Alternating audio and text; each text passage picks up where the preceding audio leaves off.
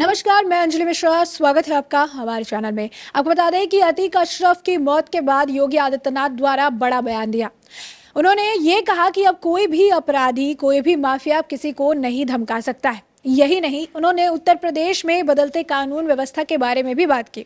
उन्होंने ये भी बताया कि किस तरीके से एक समय था 2012 से लेकर 17 के बीच में, जब 700 से ज़्यादा दंगे जो है उत्तर प्रदेश में होते थे, लेकिन 2017 के बाद उत्तर प्रदेश में दंगे नहीं हुए, या फिर कहिए कि ऐसी नौबत ही नहीं आई। साथ ही उन्होंने ये भी कहा कि जो लोग पहले उत्तर प्रदेश के लिए संकट बने हुए थे, आज उनके ऊपर संकट मंडराता हुआ नजर आ रहा है।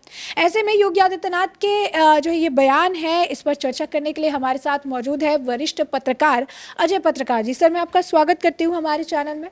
तो हम सर से जानेंगे कि अतीक और अशरफ हत्याकांड के बाद जिस तरीके से योगी आदित्यनाथ द्वारा ये बयान दिया गया है कि अब अपराधी जो है वो किसी भी तरीके से अब किसी को जो है धमका नहीं सकते हैं, इससे क्या आप समझ रहे हैं, क्या इसका तात्पर्य क्या है?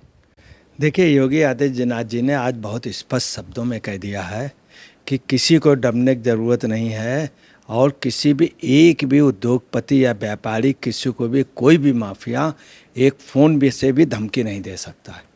दूसरा, आपको बताना है कि उनके समय आप देखिए, इसके पहले जो गवर्नमेंट थी 2012 से 2017 के बीच में 733 दंगे हुए थे। 733 दंगे हुए। इसके अलावा 733 दंगे के अलावा बवाल जो हुए थे वो हज़ारों में हुए थे। योगी जी के आने के बाद में कोई दंगा नहीं हुआ पूरे यूपी में, और कोई भी किसी भी तरह का माफिया नहीं रहा। बड़े बड़े माफियाओं के बुलडोजर से मकान गिरा दिए गए, और आप समझ लीजिए उनके भी गिरा दिए गए जो मतलब किसी भी राजनीतिक पार्टी का है। इवन अगर बीजेपी का रहा तो उसका भी, कुलदीप सेंगर भी जेल ही में रहा। और दूसरी, आज उन्होंने जो सबसे बड़ी 61 लोगों की लिस्ट बन गई है जिनके ऊपर तुरंत कार्रवाई होगी। 500 करोड़ रुपए की संपत्ति जो है ये जब्त कर ली जाएगी। और आपको बता रहे हैं सबसे बड़ी बात, जो लिस्ट बनी 61 की, उसमें है कौन? कुंटू सिंह है, ब्रजेश सिंह है, त्रिभुवन सिंह है, और वो हैं मुख्तार अंसारी वगैरह। मतलब ब्रजेश सिंह का नाम आना, कुंटू सिंह का आना, त्रिभुवन सिंह का अपने आप में मायने। कई माफिया ऐसे थे। तीसरी, उन्होंने एक बात जो कही है वो सबसे बड़ी बात है, शिक्षा माफिया भी इस बार लिए गए हैं, जो शिक्षा माफिया बन जाते थे। खनन माफिया लिए गए हैं, और चिकित्सा माफिया लिए गए हैं, और जो जगह जगह ठेकेदारी कर रहे थे वो, और जो कई जगह वसूली कर रहे थे, जितने माफिया थे, बड़े बड़े बिल्डर्स लिए गए। मतलब जितने भी माफिया हैं उन्होंने एक लिस्ट बनाई। 61 पे तो कार्रवाई तुरंत होने जा रही है, और 500 करोड़ की उनकी संपत्ति जब्त हो जाएगी। इसके अलावा और जो है बहुत बड़ी लिस्ट है, हर सिटी की अलग है। लगभग आपको बता रहे 5000 करोड़ रुपए की इनकी संपत्तियाँ इन माफियाओं की जब्त होगी। 500। अब योगी आदित्यनाथ जो कह रहे हैं कि अब जो है उत्तर प्रदेश में कानून का राज है, पूरी तरीके से कानून व्यवस्था चुस्त दुरुस्त है, तो इस पर क्या कहेंगे आप? देखिए मैडम, कानून व्यवस्था चुस्त दुरुस्त है। आपको बताना है, जब ये अतीक वाला कांड हुआ तो पूरे प्रदेश में ऐसा लग रहा था कि आप समझ लीजिए कि सरकार वगैरह जब तक जितनी जल्दी अलर्ट हुई, उससे जल्दी विपक्ष के लीडर, कई बड़े बड़े माफिया पूरे देश लेवल पे, और कई बड़े बड़े नेता, ओवैसी का तुरंत बयान आ गया।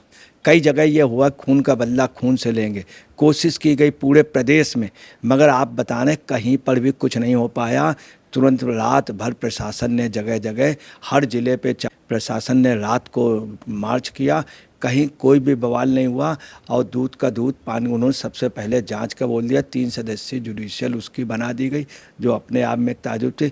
2 SIT गठित हो गई, और तुरंत ही फोर्स में उनके 19 लोगों को तुरंत ही पुलिस के सस्पेंड कर दिया गया। उनके टर्मिनेशन पे भी कार्रवाई हो रही है, और जो भी वहाँ पर था तुरंत उन तीनों को पकड़ लिया गया। सबसे मेन बात, जबकि उसमें एक आदमी आराम से भाग सकता था, तीनों भाग सकते थे। उनकी रिवाल्वर बरामद हो गई।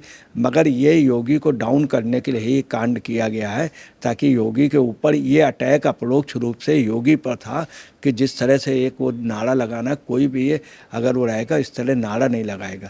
दूसरी बात, ये तीनों जो अपराधी थे अलग अलग जगह के थे, तो ये प्लान वे पे ये शूटर हैं, और योगी ने उनको पकड़ लिया और सामने दूध का दूध पानी की पानी कर दी। एक और जो बात योगी आदित्यनाथ ने आज कहा, उन्होंने ये कहा कि 2012 से 2017 के बीच में 700 से ज़्यादा दंगे जो है उत्तर प्रदेश में देखने के लिए मिले, लेकिन 2017 के बाद ऐसी नौबत ही नहीं आई कि उत्तर प्रदेश में दंगा हो। तो उत्तर प्रदेश में अभी इस वक्त जो है काफ़ी ज़्यादा शांति स्थापित है, क्या कहेंगे आप? इसमें कोई शक नहीं, शांति स्थापित है, कहीं पे कोई वसूली नहीं है। सबसे बड़ी बात है जितने कॉलेज हैं उसमें ज़्यादा पैसे नहीं लिए गए, कोरोना काल में भी नहीं लिए गए, और सबको वो और कहीं पर भी कोई बदमाशी वसूली कर ही नहीं पा रहा। और जितने माफिया थे पहले कर लेते थे, जितने भी डेवलपमेंट अथॉरिटियाँ हैं, जितने भी नगर निगम हैं, जितने भी जगह वो बन रही थी, भू माफियाओं पे बहुत ज़्यादा कसा गया है। और सबसे बड़ी बात, कोई भी पॉलिटिकल पार्टी चाहे जिस भी हो, इवन अगर बीजेपी से भी रिलेटेड रहा हो या बीजेपी से वो फ़ायदा उठाता रहा हो, अब नहीं उठा पा रहा है कोई भी माफिया। और सब सलाखों के पीछे हैं, बड़े बड़े वो जीप में पीछे लाद के ले जाए जा सकते हैं, जिसमें बड़े हाईली क्वालिफाइड बहुत बड़े प्रतिष्ठित लोग अगर वो गलत हैं और शिक्षा माफिया के लिए इन्होंने इशारा, उसका रिजल्ट भी ये है कि आज जो ही उनका ये आया प्रेस कॉन्फ्रेंस तो पूरे प्रदेश में खलबली बन गई। अब आप नार लगा लीजिए, पहला चीफ मिनिस्टर जो ब्रजेश सिंह पे डायरेक्ट कार्रवाई करेंगे, कुंटू सिंह पे डायरेक्ट कार्रवाई, त्रिभुवन सिंह पे, और ये वो लॉबी है जिसके ऊपर किसी की हिम्मत नहीं थी। मुख्तार अंसारी जैसा बदमाश वो आप समझ लीजिए सुधर गया। अतीक जैसे जो खुलेआम वसूली करते थे, वास्तव में माफियाओं को उनको उन्होंने माफिया की श्रेणी में उसी कटघरे में खड़ा कर दिया, जबकि उनके पीछे इतनी बैकिंग है मुख्तार, उनके ऊपर हर पॉलिटिकल लीडर अतीक से पहले किसी ज़माने में पैसा लेता था और एक राजनीतिक पार्टी के संरक्षक थे, यही अतीक और मुख्तार। आज कहाँ जेल पे हैं और डर इतना रहे कि पूछे नहीं।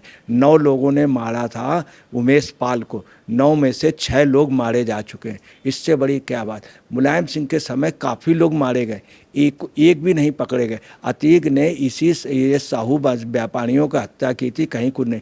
मुरली मनोहर जोशी के एक बहुत खास आदमी को दौड़ा दौड़ा के मारा था, कोई मुकदमा नहीं, कुछ नहीं।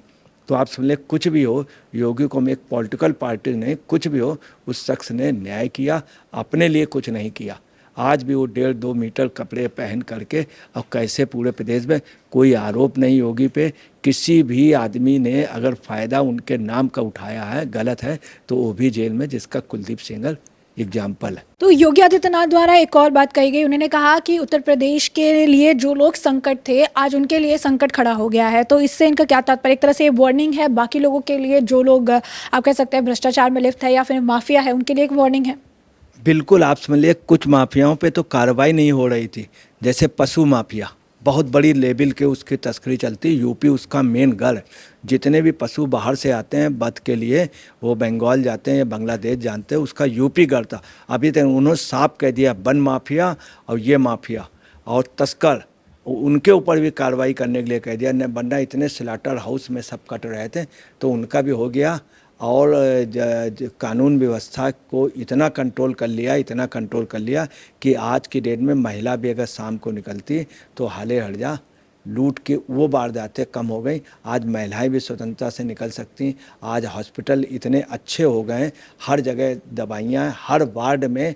ये योगी की देन है कि उन्होंने मेडिकल का वो कर दिया, कोरोना का कैसे मुकाबला किया।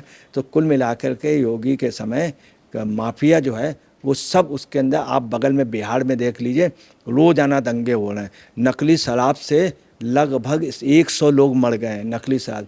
बिहार में हर दूसरे ज़िले में दंगा हो रहा है। एक और जो चीज़ उन्होंने कही आखिर में, उन्होंने यही कहा कि प्रधानमंत्री के नेतृत्व में 9 सालों में जिस तरीके से भारत आगे बढ़ा है, ऐसे में उत्तर प्रदेश में भी काफ़ी प्रगति देखने के लिए मिली है। पहले कहा जाता था कि जहाँ से अंधेरा शुरू वहाँ से उत्तर प्रदेश शुरू है, लेकिन हर जगह स्ट्रीट लाइट है, काफ़ी जो है बिजनेस के मामले में भी ग्रो किया है। इस पर क्या कहेंगे आप?